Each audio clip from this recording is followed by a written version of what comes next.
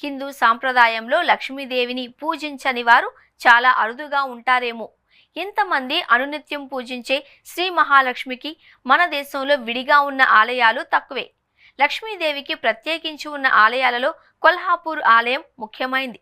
ఇక్కడ అమ్మవారి నయనాలు పడ్డాయి అంటారు.